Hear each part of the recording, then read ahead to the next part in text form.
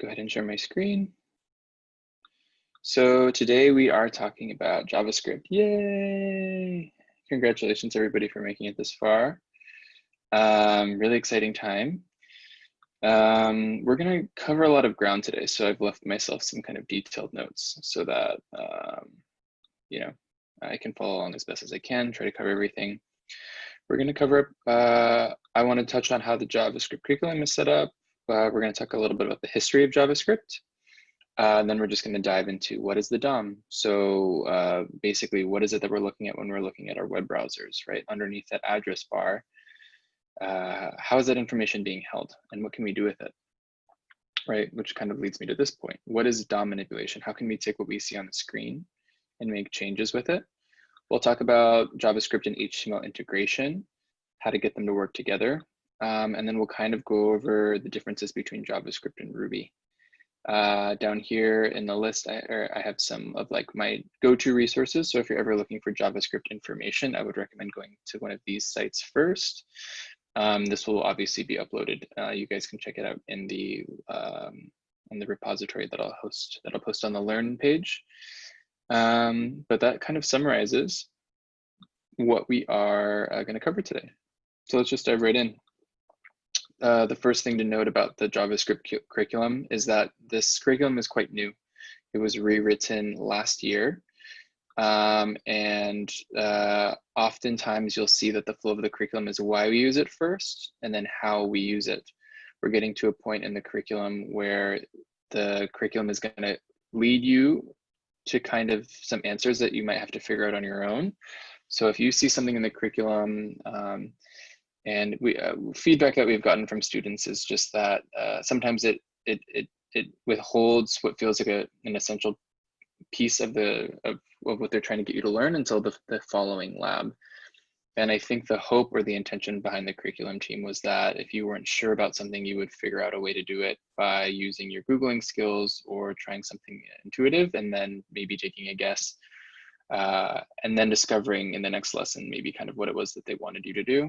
So I'm just kind of preparing you mentally for that kind of setup. If you find it frustrating, please voice that to me. We can, the curriculum obviously is something that's constantly evolving. But I think that if I just at least let students know that that's what the intention is, they tend to have a better experience of the curriculum.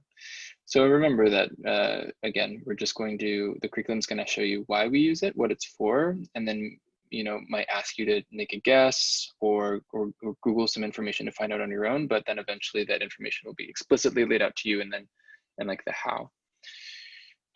That's really just kind of the best way to do JavaScript. When we learn Ruby, essentially we kind of start with the basics. We say here are arrays, here are numbers, here are objects, right? But when we learn JavaScript, it doesn't make, to me it personally also doesn't make a lot of sense to start with JavaScript that way, because JavaScript is a powerful coding language and can be used in very similar ways to Ruby, but we have to remember that the purpose of JavaScript is very different than Ruby, at least what its principal purpose, right? Why it was invented. So are there any questions about that? Can anyone who started on the JavaScript curriculum confirm or deny, or maybe speak on how they've found the curriculum so far? I'm only about like 20 lessons in. It hasn't been too hard so far, but I definitely see what you're talking about, where there were things where we definitely had to like Google and check and utilize to ask that question. Okay. I completely agree with Matthew there. Like, I know I've told other people this book helps. Yeah, put a link to the book in the chat, Burbage, or into the Slack channel later. I put it in the social yesterday. Oh, okay, awesome, sweet, thank you. Okay, so why was JavaScript invented? Does anyone know why? So this is really just the reason JavaScript was invented is the reason why we still use it today.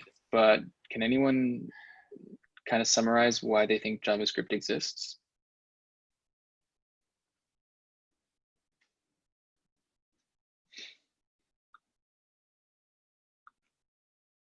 It's a big question.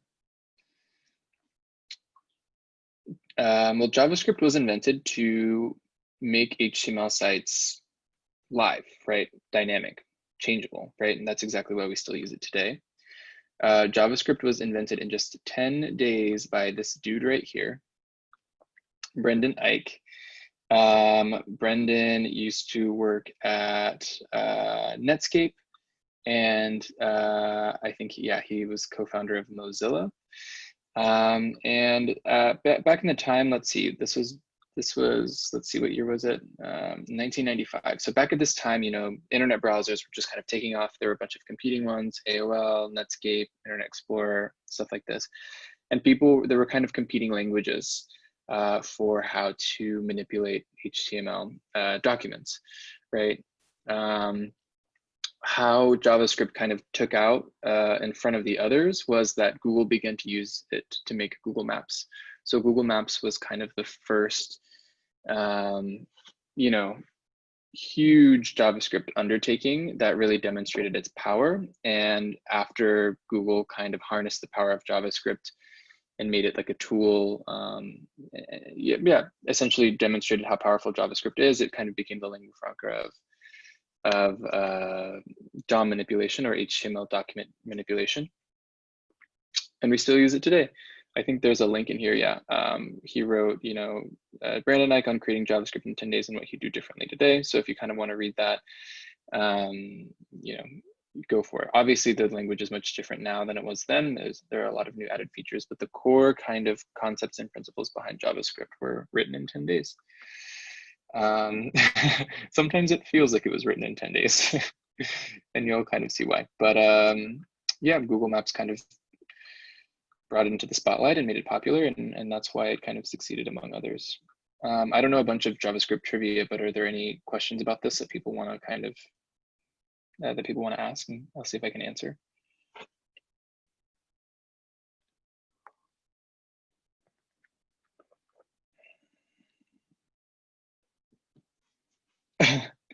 Known for JavaScript and opposition to same-sex marriage. That's great.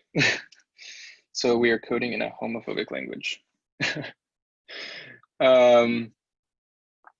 Great. So let's move on. We'll talk about what is the DOM.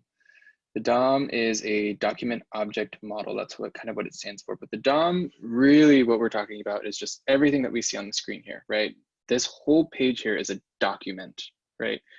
And it is composed of HTML elements. We've already been working with HTML elements, ERB, etc., right? So it's more about if we take the kind of layout of the HTML and which simply just kind of looks something like this, right? This looks an HTML element. If we kind of make it more three-dimensional and we kind of talk about how these elements relate to each other, right? We start to call it the document object model. So it's no longer just a document that runs from top to bottom, right? And that has specific tags that say this should do that, right?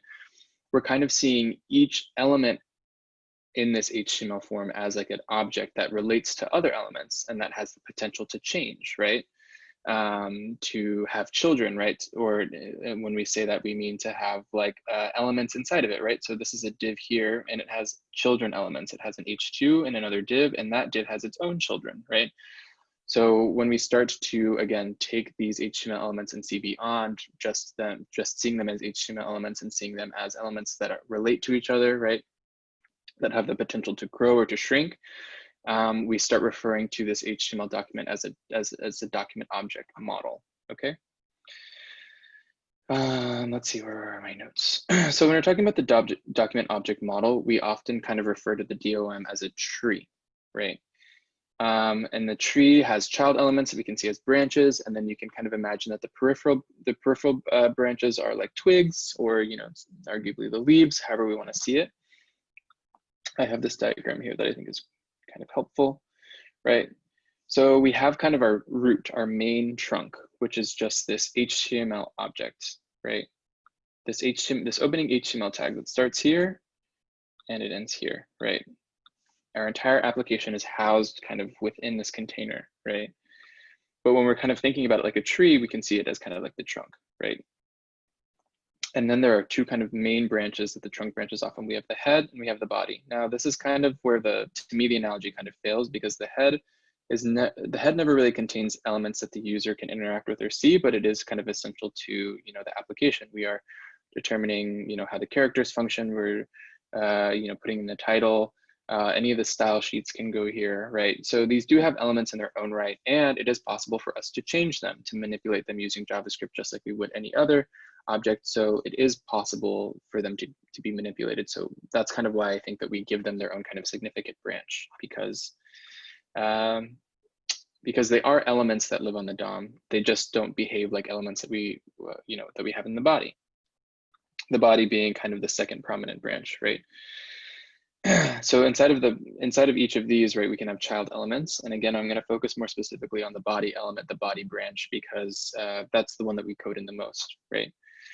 So each of these elements, you know, can have child elements. So if we look at this again, we can see, okay, so the body has a header element, it has a main div element, and has another main div element. It's got 3 main div elements. They all have different IDs.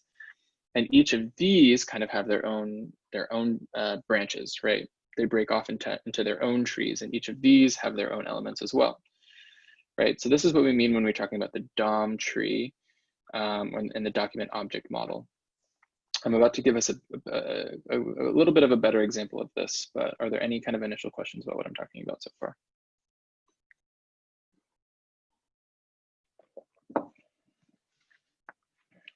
The main example that we're going to be using today is this quick little Flatiron News website that I made. Some of you might recognize yourselves. I just stole your photos from Learn. So Bryce, I'm just seeing your message. So congratulations, you're featured on today's application. And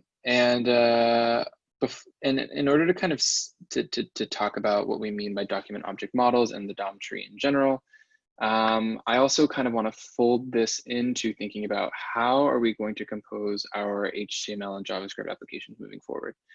In ERB, when we were talking about Sinatra and Rails, I wasn't really strict on you know, how our HTML pages are being organized, but moving forward, this becomes essential. Okay, the organization of our application, of our HTML, and making sure that essentially every element is on the correct branch on the right tree, or sorry, the correct branch of the tree, right, becomes an important part of how we build our applications, because it makes it easier for us to, you know, manipulate the JavaScript.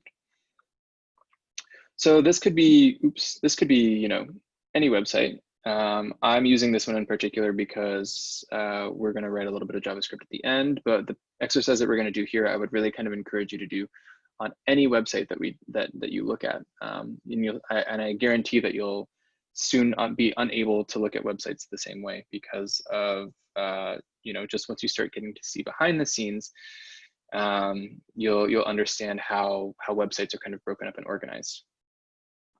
So the first thing that I kind of want to do is I want you all to kind of look at this page here, and I want you to just kind of group things out. And I'm going to use the annotate feature to kind of draw boxes around elements on the DOM or in this website, right, that we think belong together, right?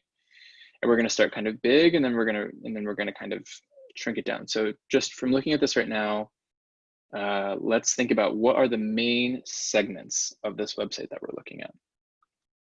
And anyone, feel free to unmute yourself or enter in the chat. The today's top story for students entered JavaScript in your picture. I feel like that's all like one. Sure. Yeah, we've got one here. That's one kind of section or branch, we could say. And we have the heading as one. That's good, Osha. Yeah, let's do that. I don't know if you mean this heading, the title. Yeah. What else? Okay, trending news stories. Okay. And what else? Franklin Is says it all the allied. encapsulated? The rest. What did All you say? encapsulated inside of body? I'm sorry, what? Is it all encapsulated inside of a body tag? Yes, yeah. Everything should, all of our HTML in here should always be inside of the body tag.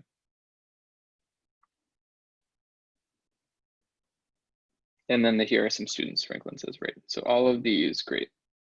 Okay. So this is exactly right. Right here are kind of, if we could break down this website into kind of 3 main pieces, right? Here is where they would be, right?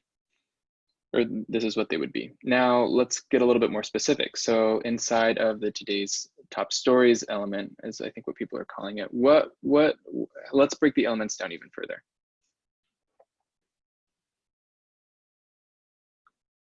That looks like an H3 tag or something. That's Chris's student enter JavaScript. Yep. So we can do that. And the one above it. And you have an image tag for your photo.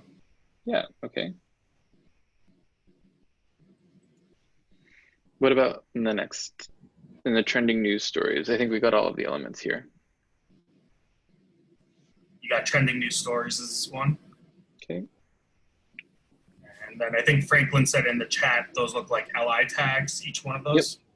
Right. I'm going to group all of these LI tags together before I start getting individual ones. Something like that, right? And then when we say here are our students, we can take the title. What else? The images and then the names.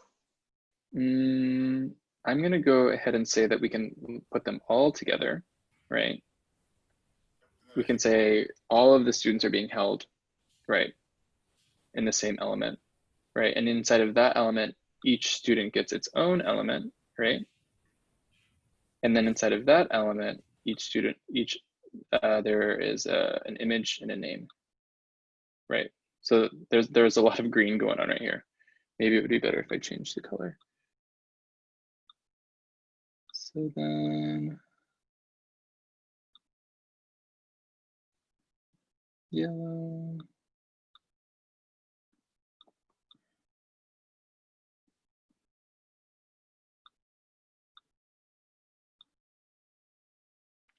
Got it? Everyone see that?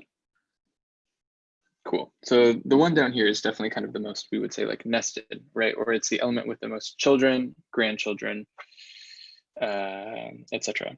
Okay. Oops, I'm so sorry. I didn't mean to stop sharing my screen. I meant to close up my annotation tag, and they're all gone. That's so sad. Okay. Everything is fleeting. So let's just, keep that in mind. And I'm going to open up this Chrome DevTools, which if you haven't, I think obviously we've all kind of messed around with this before, but generally only when we're kind of inspecting what we wrote in ERB and how that resulted in HTML, right? To me, that's what I think that the way that we've used it the most.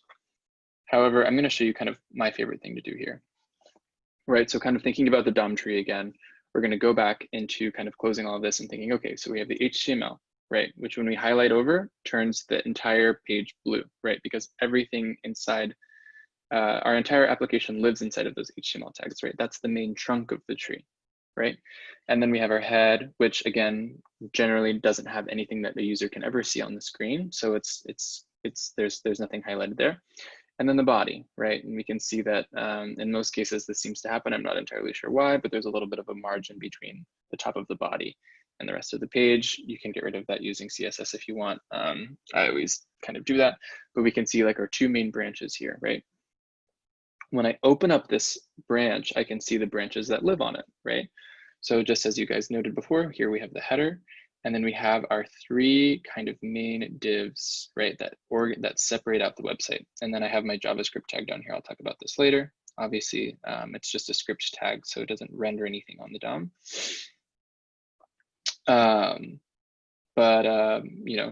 Neatly organized, I have these 3 divs, right? And we're going to be using divs like crazy. Div, especially when we get into React.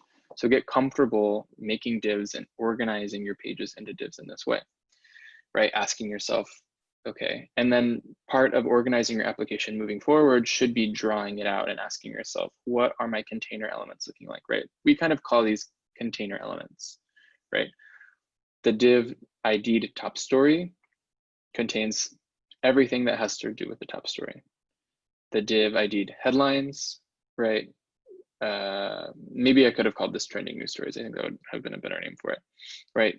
you know, holds everything for the trending news stories, and then the div ID for students holds everything about the students, right? Our pages, our webs, our application should always be broken up in this manner.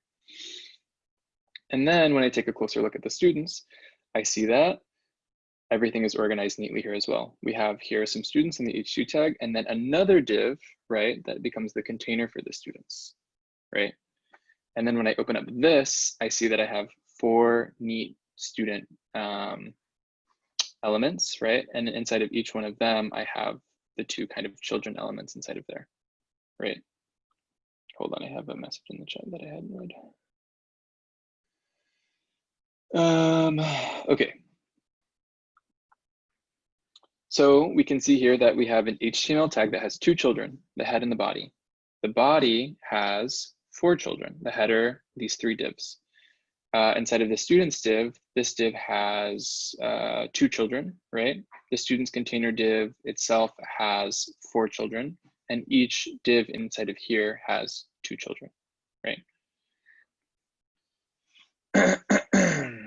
So you can kind of say that this P tag that says the student's name is the great grandchild of the body, right? Something to that effect. But this is kind of what we mean again when we're talking about the DOM tree, right? We can kind of follow up branches and go down other branches and eventually end up in, you know, a tiny twig or a very specific exterior DOM element, right? Obviously, when we're looking at it on the screen, it's not presented to us this way, right? It's 2-dimensional. Everything kind of takes up equal amount of space. There's not that depth of dimension there, but that's the metaphor that we most often use. Are there any questions about this concept so far?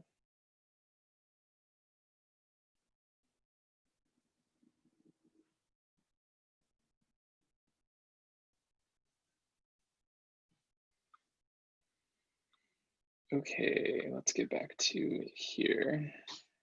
Yeah, so that was our exercise in organizing the DOM. We talked about how a website should ideally be structured, which means they should unfold very neatly, right? They should be very organized in divs that house related elements, right? So now we're going to kind of dive into JavaScript a little bit. Now, here is kind of where all of that information from scraping, those query selectors that you used, are going to come in handy. Because the way that we kind of select elements on the DOM, right, is going to be very similar to the CSS selectors that you used when we were doing scraping. So hopefully you remember those, or if not, you know, you'll pick them up again. But the other thing to point out about the Google DevTools, the Chrome DevTools, is that not only do we have this kind of elements tag here that neatly has our HTML laid out for us, we also have this console, right? And the console here is basically just a literal console for you to do JavaScript. So now you're not likely going to be doing JavaScript inside of your terminals, right? We're not going to be really doing JavaScript in here. Or using, you know, like we would open up IRB or something here, right? This is the place where you're likely to do JavaScript, right? Because it's important to remember that JavaScript lives in the browser, right? It's native to the browser. JavaScript is a language that, you know, this console has provided all of the requirements for us to do JavaScript, right? When we are working in the console here, we basically have access to all of the elements that have been rendered on the page using the HTML that we provided, right? If I'm looking here, I'm essentially just rendering this HTML file, right? So that means that I can write JavaScript here in this console to acquire elements, or you know, grab elements that are on the HTML elements that are on the DOM, and we can save them to variables. So really quickly, the way to declare a variable in Ruby is by using let or const. And the kind of key difference to remember here is that, I'm sorry, my text may be really small, so I'll make it a little bit bigger. So when we define a variable using let, we can say let person equals Chris. We can go back and change person later. Person is David. Right. But if I define something as a const, I can say const person2 equals Regina, right? And if I try to change person2 to Matt, it's going to say, hey, you can't change that constant, right? You will also see that var is another way to define a variable. We can say var person3 equals Taylor, I don't know, sorry, I can't see any more names. And, you know, the rule at this point is to just never use var. And we'll talk a little bit more about why you should never use it, but it's just, with let and const, there's just no good reason to. And again, we'll dive deeper into it tomorrow. You'll definitely see var being used, especially in older documentation. But in modern coding in JavaScript, I would say to never use it. It just allows you can change the variable. There's a lesson that goes over this in the curriculum too. I just have to review it. Generally, I talk about that more in the lecture tomorrow, so I didn't really review my notes on that. But we don't use var. If I see you using it, I'll tell you not to.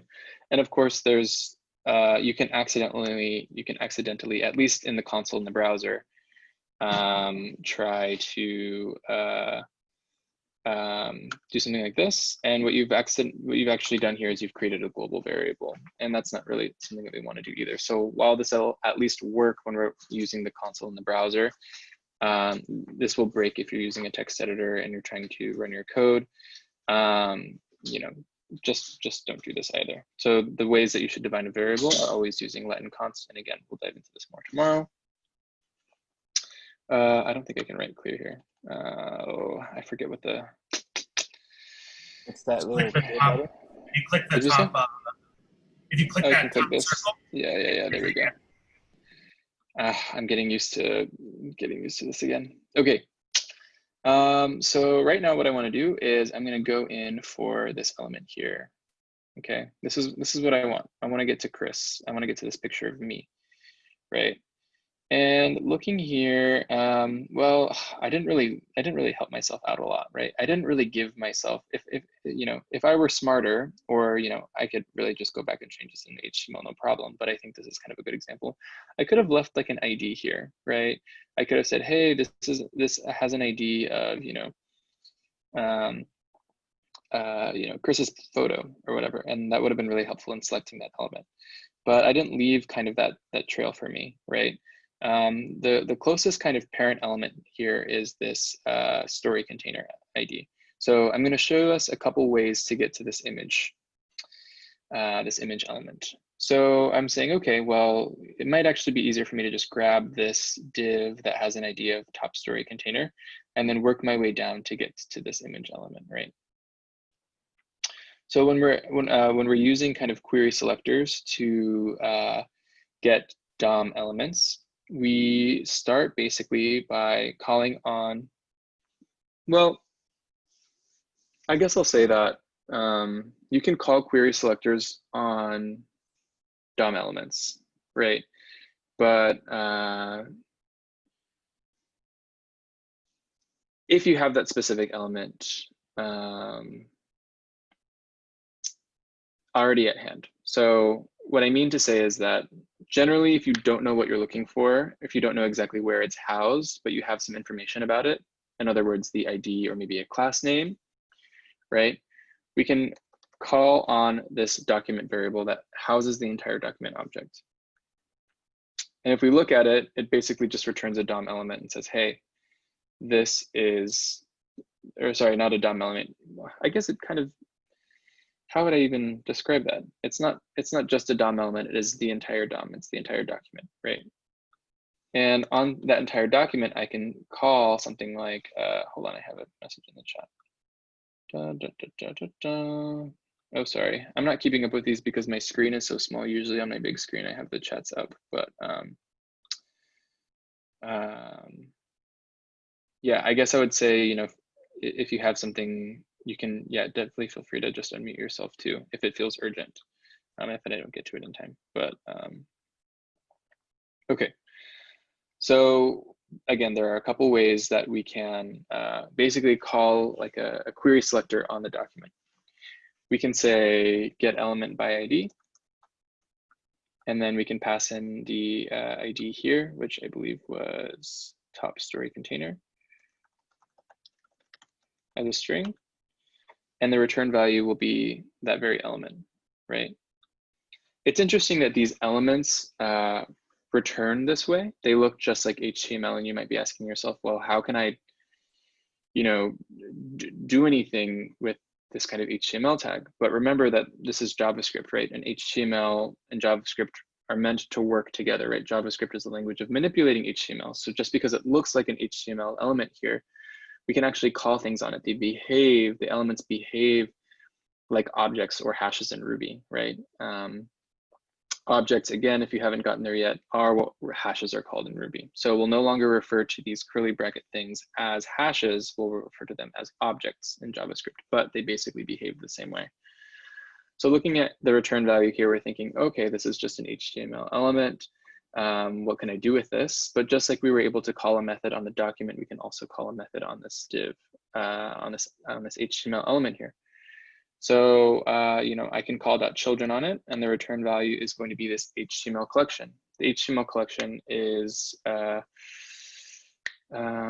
something that I just did some research on this, and then the HTML collection. Node list. Okay. There's this like really elusive concept that I'll get to in a second that this just kind of it didn't corroborate that concept, but I'll get to it later.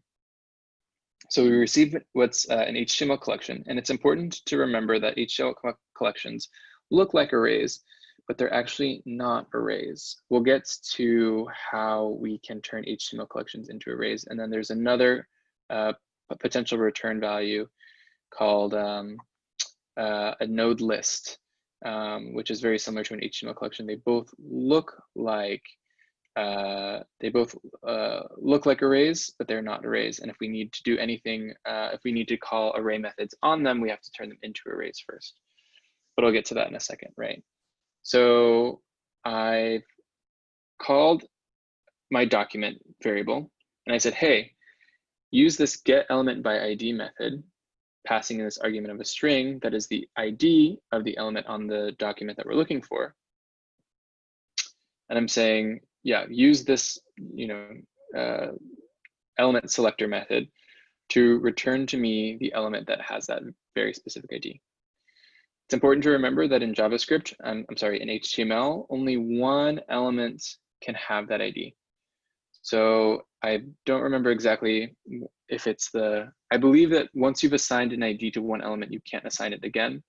So if I tried to call another one of these top story, why don't I just try to do that now?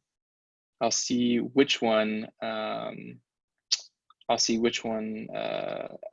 ID actually sticks to, but it's impossible for elements on the DOM, two elements in the DOM to have the same ID. So let me do this really quick.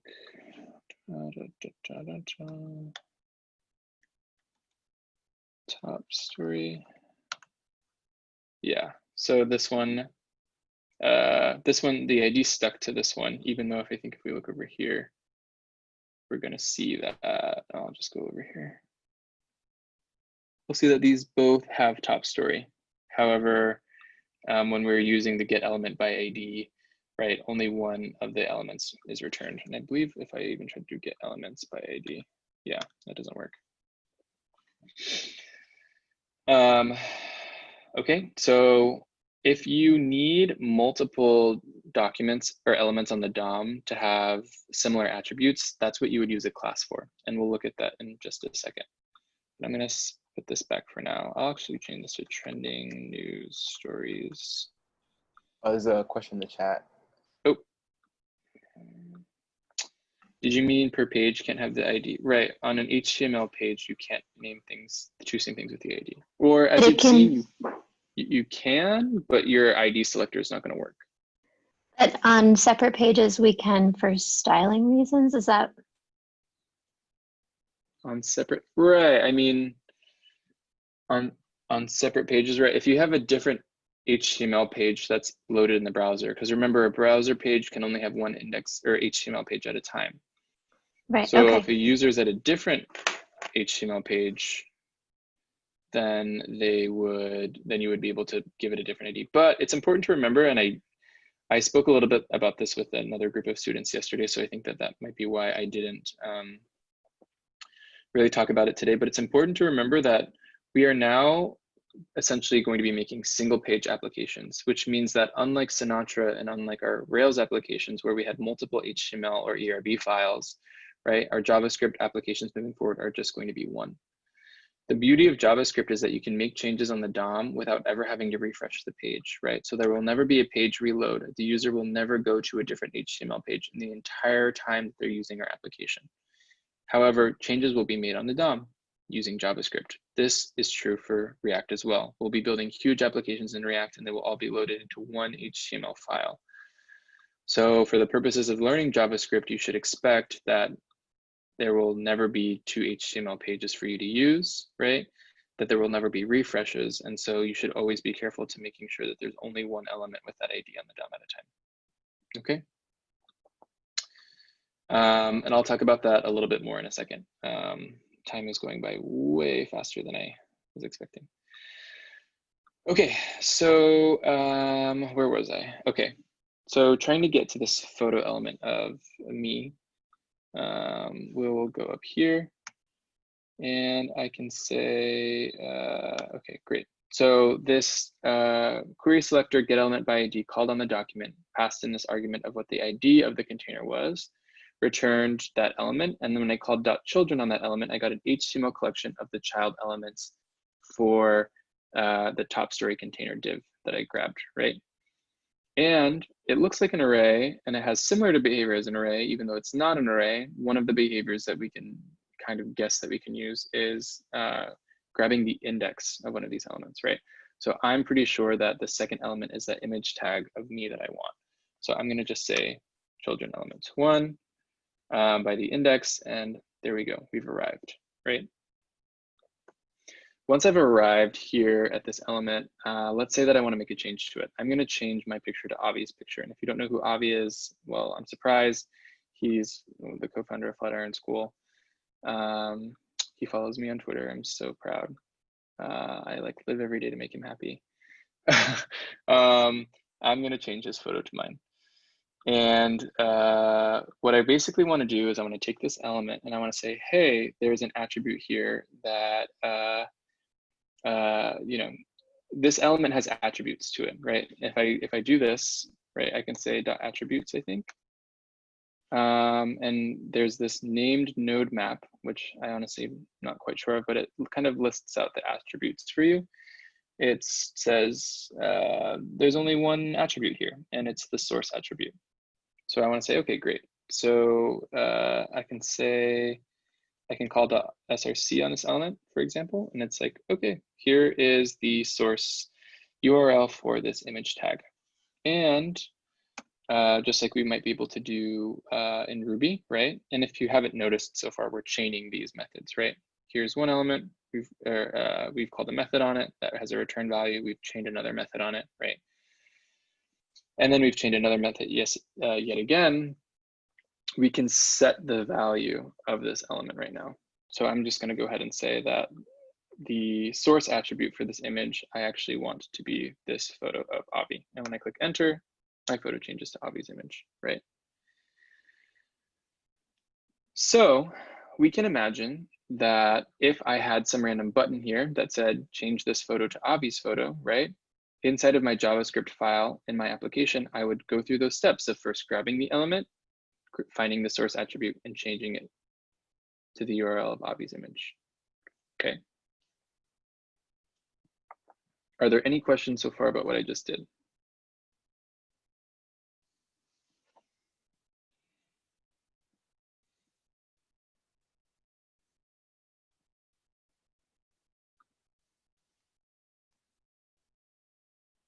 Nothing yet. Okay.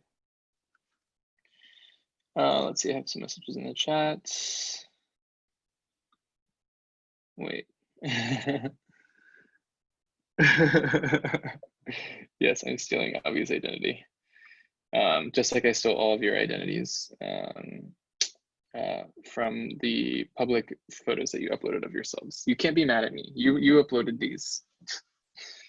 You uploaded these. You made these public. So, okay. Another way that we could have gotten to this element, like I said, is I can just kind of dive in here, and I could have said something like photo of Chris.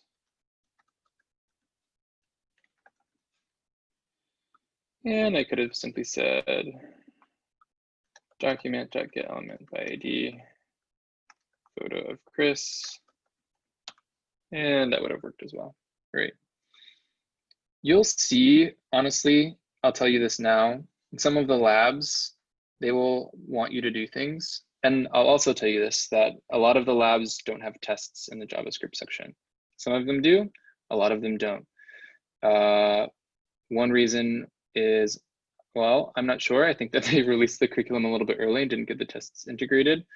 But the benefit for me as a teacher is that it really forces you to look in the DOM, because JavaScript is a language where you can kind of see if something is working or not. Right? There's no kind of hidden behind the scene procedures that are happening. You write the code makes the change or it doesn't. Right? And I want you all to kind of get used to testing your code that way. What I was going to say though was that you will see, oh, it sounds like my AirPods died. What you will notice is that some of the labs will have HTML written for you, and they'll want JavaScript to be done a specific way. And what I tell a lot of my students is like, well, if it's going to be hard for you to go grab that element, just go in there and put an ID on it, right? No one's stopping you from saying, hey, the HTML that they gave me sucks. They should have put an ID there. I'm going to go do it myself. Right. So feel empowered to change the base HTML that the labs give you if it's going to make your life writing JavaScript easier. So if there's an element that they've given you in the base HTML that doesn't have an ID or a class name and it's going to help you out, go ahead and do it. Right. Hey, Chris. Go ahead. So on the Learn labs that don't have tests, do we just do Learn Submit?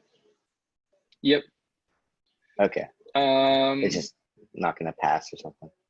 Yeah, I honestly don't know how they work. I haven't gone through and done the labs myself. I just know that a lot of them don't have tests. Matt or Franklin, I think it was, like you guys that have gone through a bunch of the labs, do you know? I haven't hit a lab that hasn't had tests yet, so it hasn't been an issue so far. I mean, I remember in not just this section, but in past sections, we have had things where they make you open up a lab and there aren't tests, and you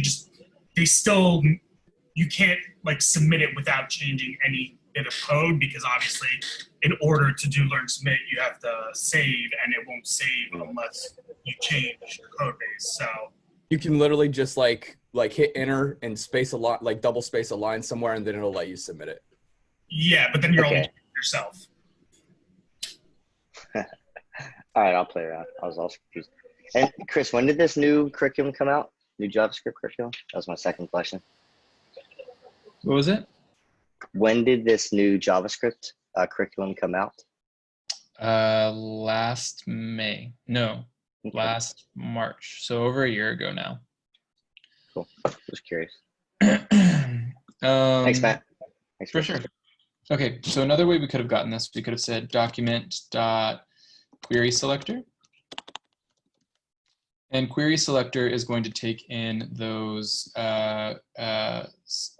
selector terms that you might remember from doing scraping, right? So if we're looking for something by the ID, we would use the pound symbol and we would say photo of Chris. And that would return the element, right? You can also look up something by class, which we'll do in just a second. And you can also do query selector all. And this is kind of where I was wondering if this would work. So I'm going to change this to top story again and test what I believe has always been true, but my mind always gets blown. I don't think you can do query selector all and then say top story and get both. Yes, you can.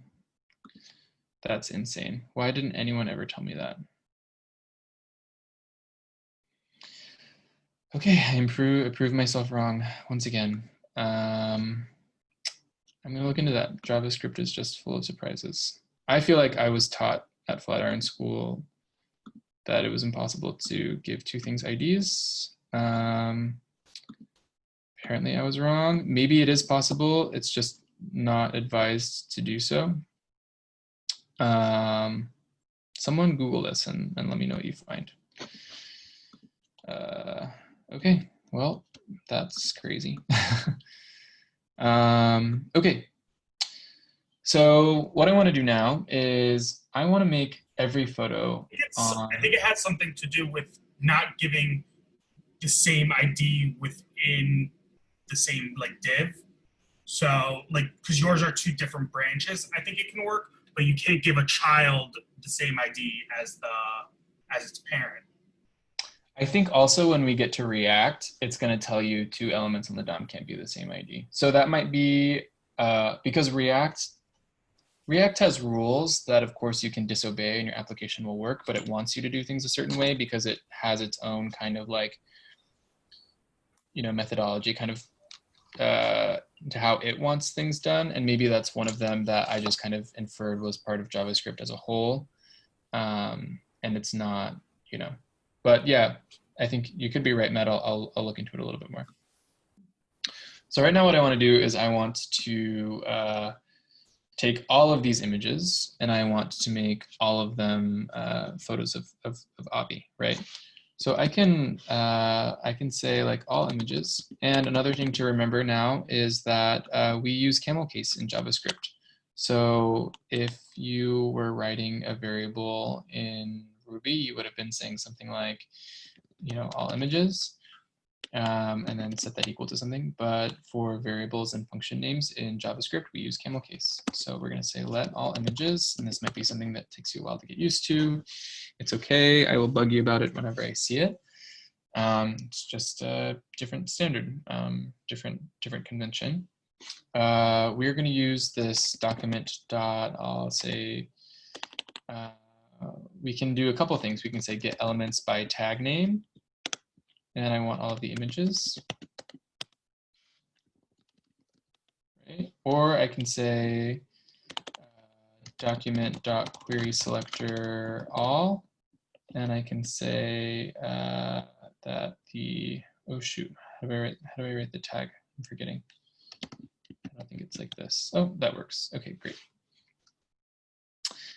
So query selector all, and then you just put in the tag name here, right? So these are two different ways of getting it. Notice the return value is different. One is an HTML collection and one is a node list. I was reading about this before and I read this thing that said the most simplest answer is that both the node list and HTML collection are collections of DOM nodes. The difference is that while a node list can contain any node type, the HTML collection is going to contain any node element. So what is the difference between a node element and a node type? In the DOM, everything is a node and every node is an object. The name node is used as a generic term for everything. An element is one specific type of node. It can be a list item, a div, the body, the window, whatever, but it is a specific type. So I was thinking that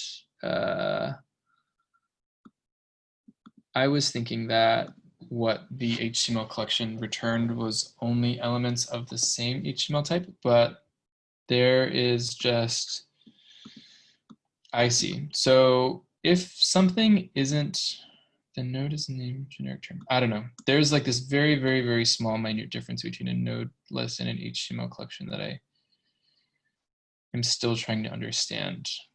I don't have a great answer for you on what the difference is, but everywhere that I've looked, they're basically identical. There's just one very, very small difference that I don't think is going to make a big difference for you. My fear is that it's going to come up in an interview question for you guys one day, and I'm going to feel so bad that I couldn't give you the answer. Might be a great thing to write a blog post about. Again, the difference is negligible. It's not going to change what you would do here. One of them, I believe it's the node list, is also live. So if I were to, I see that there are 5 elements here.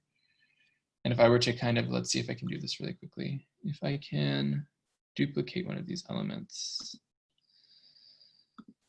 Let's see if I, oops, no. Nope, don't want to do that. How did that happen? Did John change his photo? Did you just change your photo, John? I did. That's crazy. Okay. So now we have 2 Johns, and if we go back in here, the node list has changed to have, it already did have 5. So let's see. Oh, the HTML collection, the HTML collection now has 6, right? And the node list only has 5. So I thought that was, oh yeah, the HTML collection is live. Okay, great. So notice how I amazingly, use this get elements by tag name one time, but the variable value, like the variable all images held an HTML collection that changed when I added a new element to the DOM, but the node list didn't, right? So without me having to call get elements by tag name again, right? The HTML collection changed, whereas the node list did not. So HTML collections are dynamic and node lists are static.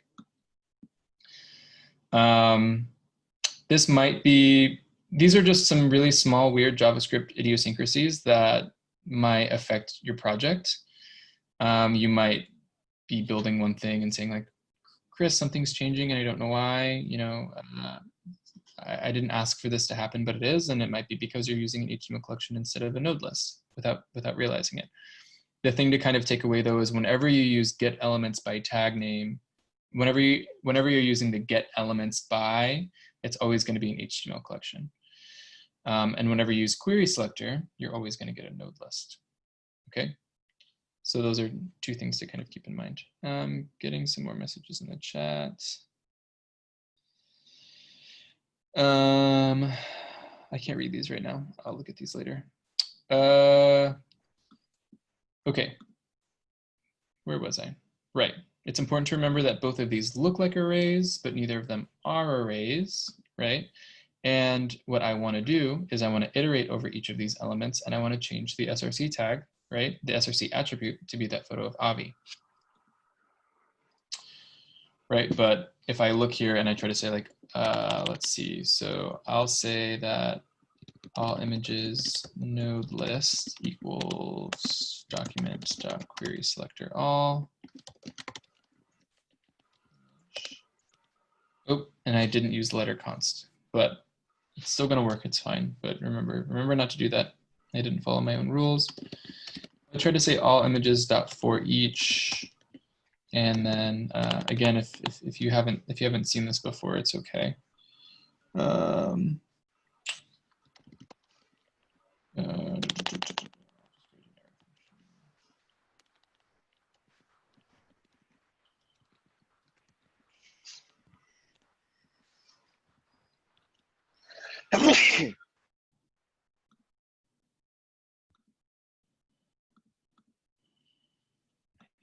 That photo view again, Avi.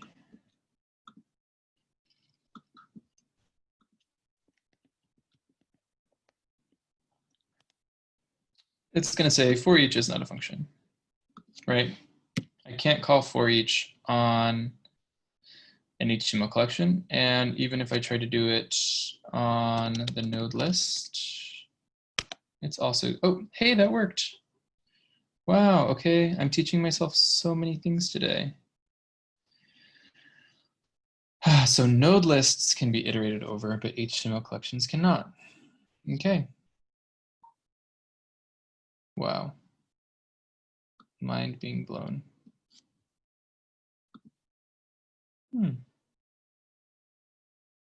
Sweet.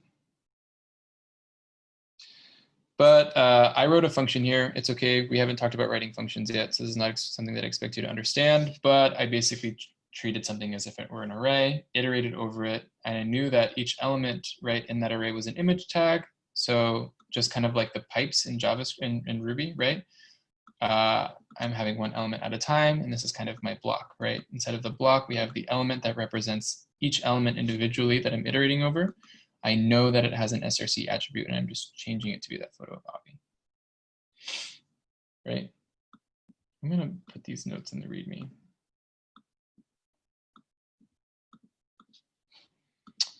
Things we learned in lecture. HTML collections are live. Node lists are static. HTML collections are not arrays and cannot be iterated over.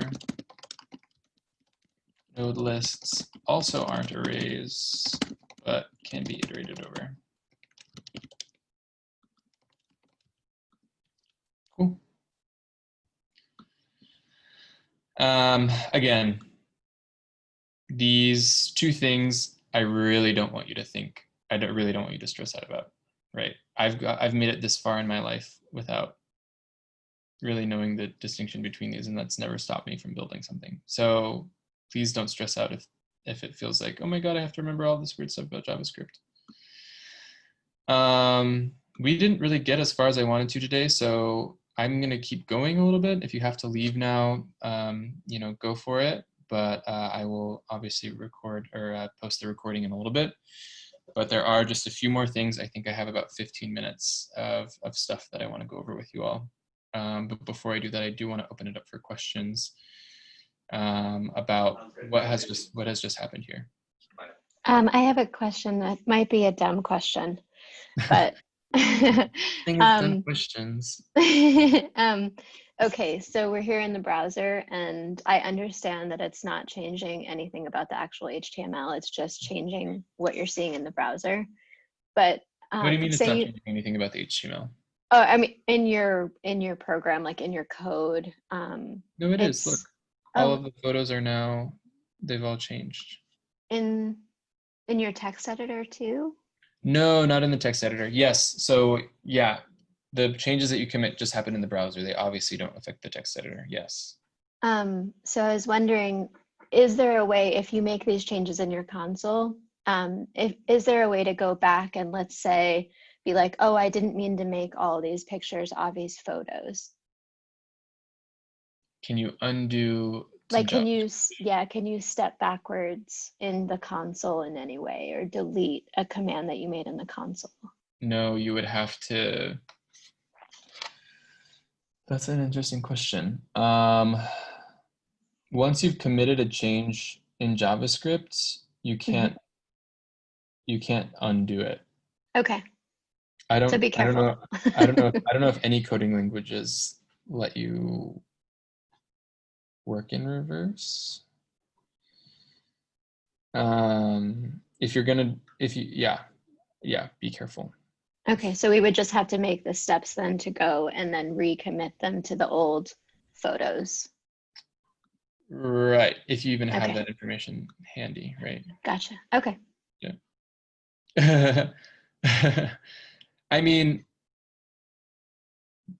Tori, so what OSHA is saying is, like, I just ran this code in the console. Is there any way that I can undo it? And the answer is no. From the lab, I think if it's using let, you can change that variable to that like code again. But if it's constant, it stays that way. You can't change it. It's unreversible. Well, we're talking about, OSHA's bringing up the fact that I just ran this line of code to change all of these photos to be Avi's, for all of these photos to be photo of Avi. She's asking, is there a way that I can undo that? Yes, if you do refresh the page that the page was rendered from.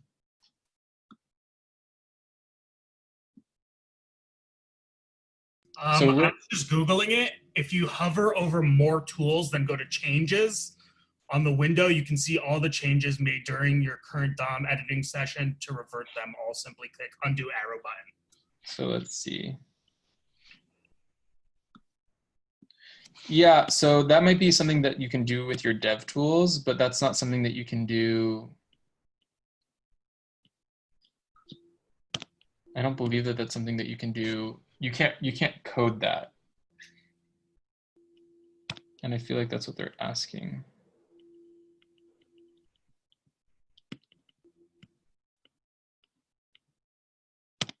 Wait, oh, it's the node list. So we want that.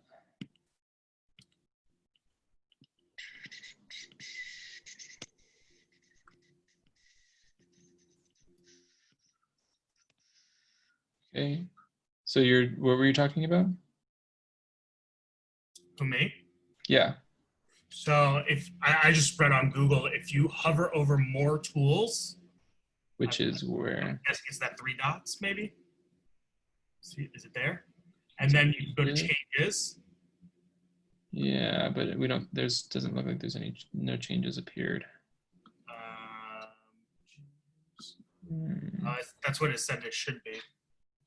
Okay. Yeah, I mean, just in the same way that if you wrote something in Ruby, you wouldn't be able to undo it. You shouldn't expect to be able to undo something in JavaScript in the same way. Okay, so yes, obviously, again, if you revert the page, it's just going to go to the HTML that the file is reading off of. But once something's in the browser, you can obviously change it. This is why people, how people often like go into Twitter and make people look like they tweeted something that they didn't really tweet. Like we could go in here and we could go change what Avi wrote in this tweet. No, we don't even need to use JavaScript, right? We can just say, oh,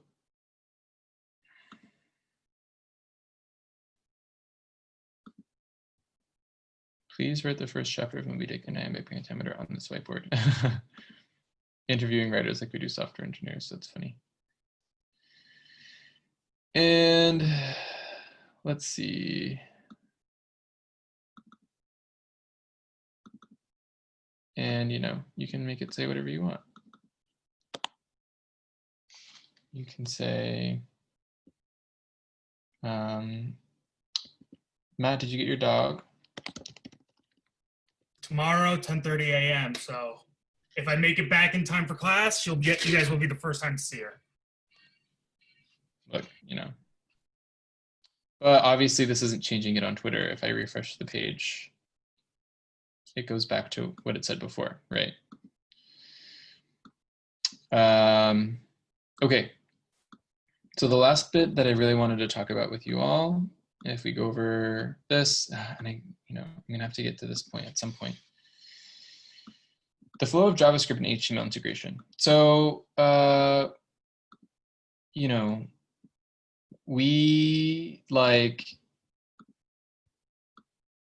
we have this, John keeps changing his photo because he doesn't like it. We've basically hard-coded all of this, right? If I look at this HTML, I've written everything in here. But these things are going to change every day, right? Tomorrow's top story is not going to be this anymore because you guys entering JavaScript is going to be old news and the trending stories aren't going to be trending anymore. And the students should obviously change, right? So this HTML website is hard-coded and useless, basically. We would have to go in and hard-code it every day, right? And that's not, software engineers are lazy. We code to make our lives easier, right? So that's what JavaScript is really kind of there to do, right? JavaScript generally kind of pulls from an API, which you're going to learn how to make Rails applications with, or you're going to learn how to make your Rails applications into APIs, right?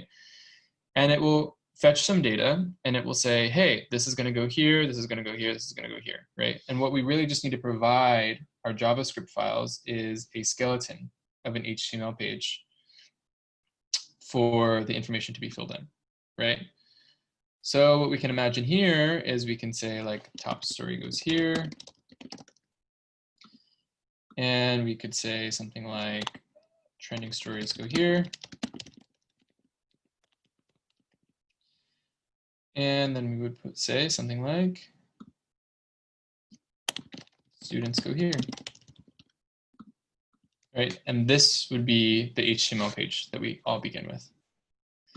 Then when the page loads, the JavaScript will run it will take that information from the API, which we haven't quite gotten to yet, and then we'll fill in the information in the correct places. We can see this happening in almost every website if you just give it 1 second. So I'm going to open up Instagram, and I'm just going to go to Flatiron School's Instagram. But when I click enter, I want you guys to notice something really quickly. All of the circles for the stories and all of the squares for the posts are going to be blank, right?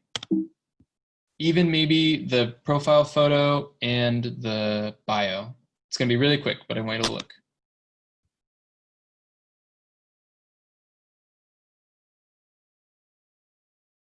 Hold on. Do you see how everything is blank for a split second? It is even taking longer than I thought. And then everything loads, right? That's because what Instagram has done, or applications have done, it says, here's just a blank page. Every profile looks like this, right? But we're waiting for the information to come from the server to populate the specific information about this account, right? So that's kind of the most essential use of JavaScript, right? So here we have our news page, and we have the outline, the skeleton of the page, right? But the information is going to change every day. We haven't quite gotten there yet. That's going to be next week, talking about stuff like this. Okay. But that's essentially what happens. So what we're going to do now is I'm going to write out the JavaScript. We're not going to look too closely at everything that I'm writing. I just want you to kind of see what I'm writing. And, you know, we'll talk about kind of how JavaScript works. So I have this JavaScript file here, and I have kind of all of this information that is going to be useful for me to populate this page, right? And we're going to imagine that, you know, again, we haven't quite gotten here yet, but we're going to imagine that this information is coming from another source, right? I don't know what today's top story is. I don't know what the photo for today's top story is. I don't know what the trending stories are, and I don't know what showcased students are for the day, right? That's going to come from a request that we're also going to learn how to make with JavaScript. But I need to put this information on the DOM in the appropriate spot. So the first thing that we're going to do always is we're going to look at this. We're going to look at the screen, and we're going to say, you know, where are the changes going to be made? And I know that the changes are going to be made inside of these 3 divs. So we're going to go ahead and go grab them. Okay. Let me pull this over to the side, and we'll say that, you know, so the first thing is, you know, grab all the elements where changes will be made. And so I'm going to say let top story equals document.getElementById. Say top story container. And I'm going to say let trending stories equal document.getElementById. Trending stories contains trending stories list maybe. And then I'll say let students equal document.getElementById students div. And once I've grabbed all of them, I will run the JavaScript to put everything in its right place. So inside of the top stories, I can really see, go ahead. An issue that you rewrote students. What'd you say?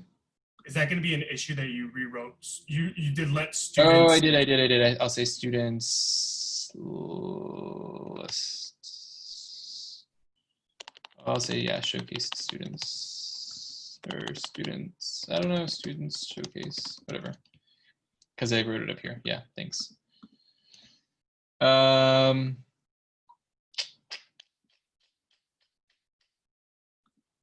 then I can just go ahead and put everything in and say like top story, and each HTML element has an attribute called inner HTML that you can set to be just a string of text, and you can literally just write HTML as a string right here.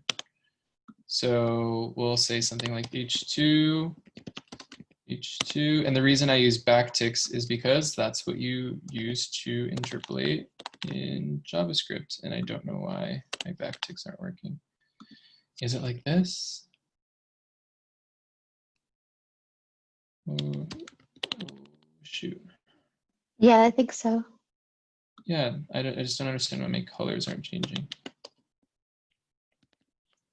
Do There, they why have is to it be on working the same there? line for backticks? What? They have to be on the same line. No, I don't think so. It's not even working here. Good grief. I'm just gonna leave it as is. There we go.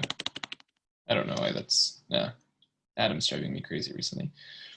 So we'll say, top story text. And then we can say top story photos. Or I guess it's just one photo. So we'll say top story photo.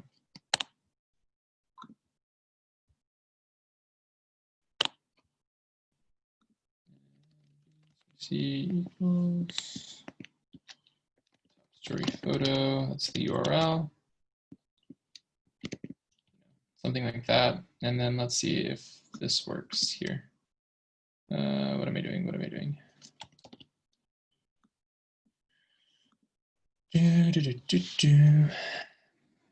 Also, you would get any errors in the console. Trending stories has already been declared. Okay. Trending stories. Oh, trending stories container. Trending stories list. So yeah, any errors you're going to see in the console as well. Top story photo is not defined. Top story photo. Oh, didn't spell that right. There we go. Okay. And also there is a problem with the URL that I grabbed. And I'm not sure why. Why am I getting a CORS error? That's very bizarre. This should work. It's a very strange error to get.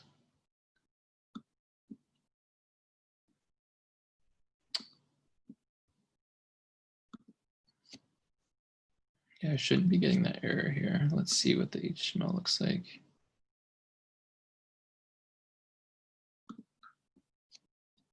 Oh, that might be because of this.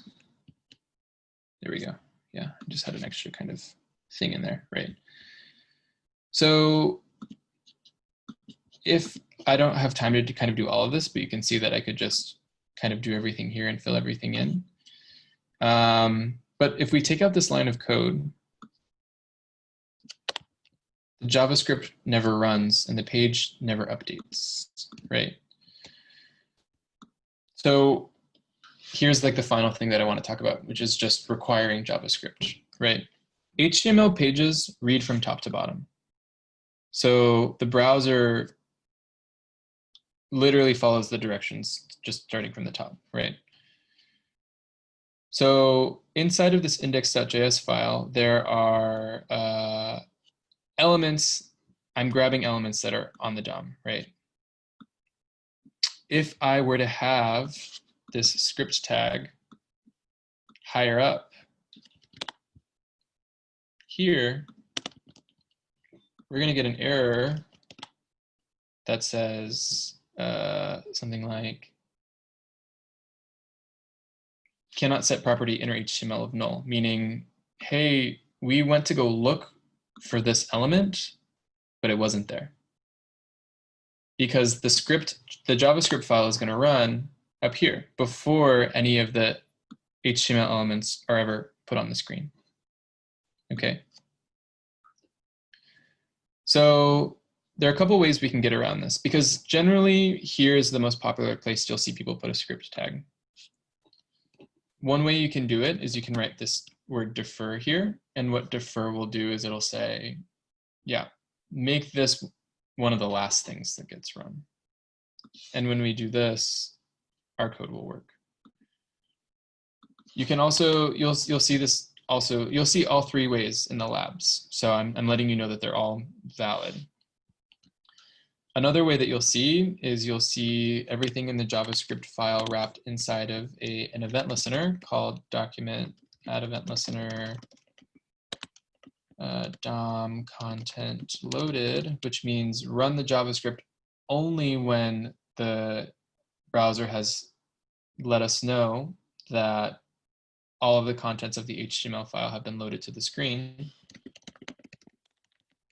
You might see something like this.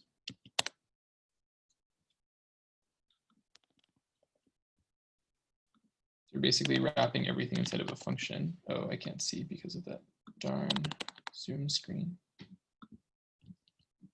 You might see it done this way.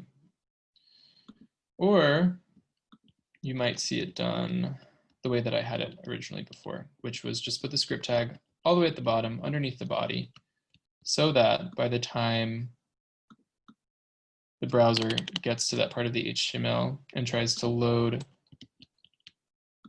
the file, right, we know for sure that all the HTML elements are on the DOM. Okay.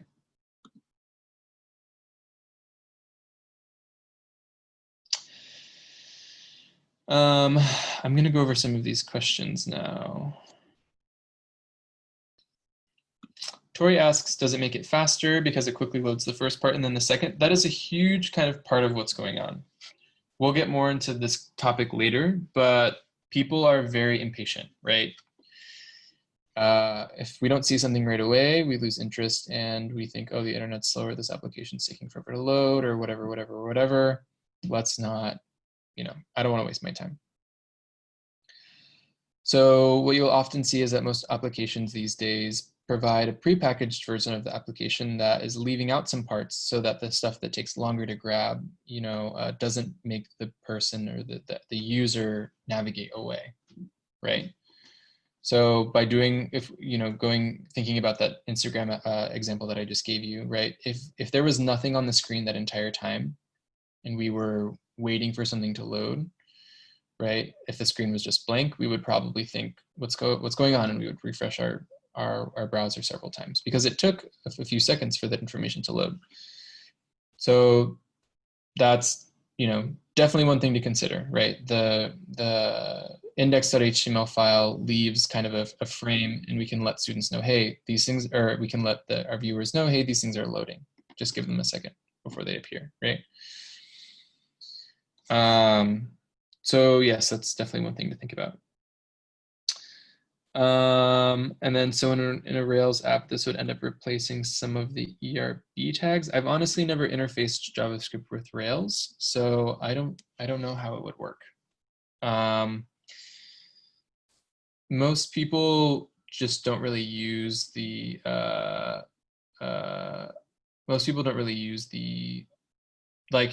Rails as a front end is really cool for you guys to have learned, but it's not a popular way for modern web browsers to be made. You can see that Rails is trying to update how they interface their front end a little bit more to integrate JavaScript a lot. But the principle here is just kind of like, or I don't know, they might have a way that you write HTML files and then they interface JavaScript so that it makes a single page application. But as you've probably recognized when you're building your Rails projects, whenever you navigate from one page to another, you are changing pages. So that's exactly right. You're never using ERB ever again in this program. ERB is done. You're never going to be using Rails to build information that is shown in the browser ever again. Our Rails applications are now going to be solely, they're going to have the sole responsibility of interfacing with our databases and providing information to the front ends of our application. But yes, if you didn't know, again, sorry, this is like my 4th time teaching this, so I always forget the kind of the big shift that happens here, right? We're not using Rails or Ruby to write front-end applications at all anymore.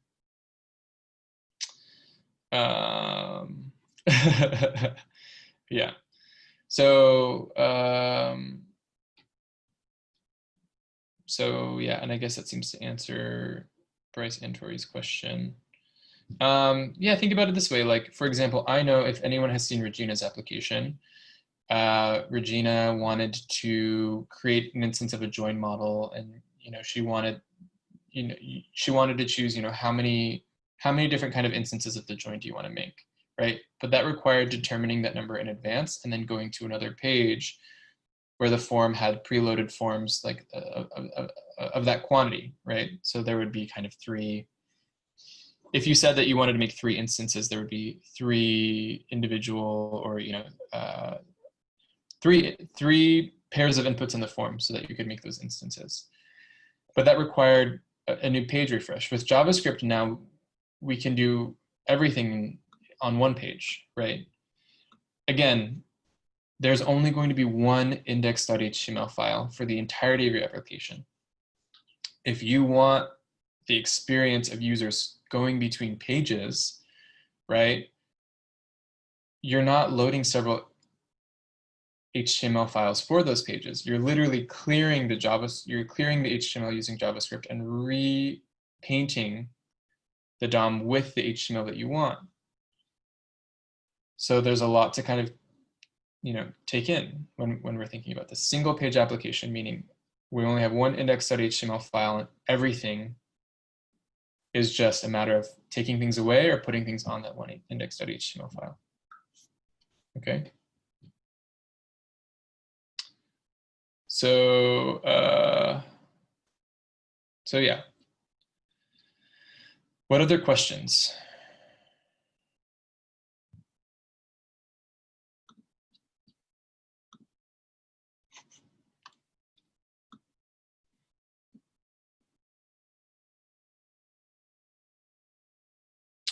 In the functions in JavaScript lesson, they asked to put the function in the function add event listener, but then the script stopped functioning. John, can you be more specific about what you mean?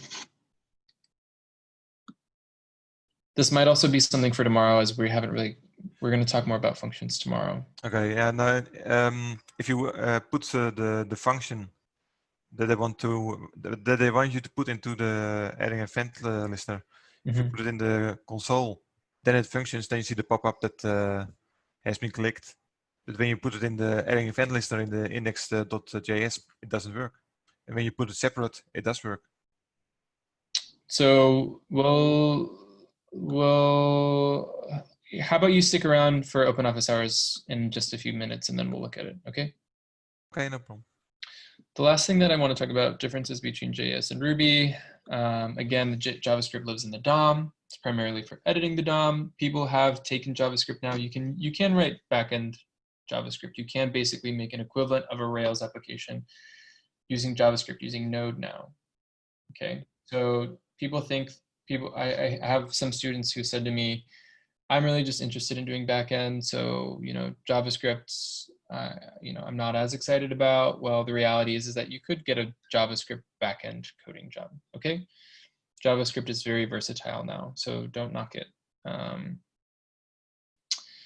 The other thing to talk about is that JavaScript is non-blocking. We're going to talk about this more next week, but think about how when you were building your command line applications for your first project, how if you were scraping, I often told you to say something like, you know, hey, we're scraping the information now, just give us a second and we will, you know, we'll have your options in a second. JavaScript is not blocking, meaning that there is logic in JavaScript that we're again going to talk about next week called asynchronicity, meaning that we can basically tell JavaScript to perform an action that might take a while, so put it on the side while I let other code continue to run. That's exactly how that Instagram load worked, right? When we first visit that website, Instagram is getting, hey, this person's trying to visit Flatiron School's Instagram page. So we need to make requests to our servers so that we can get all of their photos, their stories, their bios, etc. Right?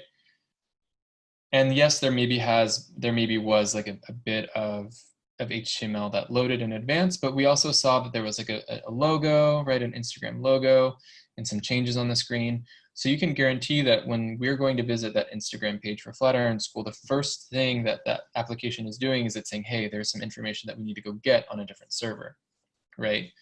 However, there was also probably other JavaScript running behind the scenes while that information was being caught. This is called asynchronous JavaScript. working with this concept called promises that we'll get to again next week. But that's a big difference between JavaScript and Ruby, right? In Ruby, if you perform an action that takes a long time, there's no way to say, hey, delegate this to another part of memory or something like that, because we have other work that we need to do while this is being taken care of, right? And although, you know, I'm gonna send a video that's extremely important in helping you kind of conceptualize this. It's really not that JavaScript can do two things at once, because JavaScript is also what's called a single-threaded language. However, it has logic set up to kind of create the appearance that several processes are happening at the same time, okay? And then the last thing is just that JavaScript uses snake case, which is something that we had talked about earlier. So pretty broad, right? Lots of big intro to JavaScript here. Tomorrow we're gonna get to kind of more of the idiosyncratic bits of JavaScript. But again, the big takeaway kind of here is just that JavaScript is the language that lives in the browser, and it's used to change the DOM, okay? Open office hours are gonna start now, so please feel free to hang out if you have any questions or wanna go over anything a little bit more. Yeah, that's it. Thank you all for coming, and looking forward to talking with you all about this tomorrow. I have sort of like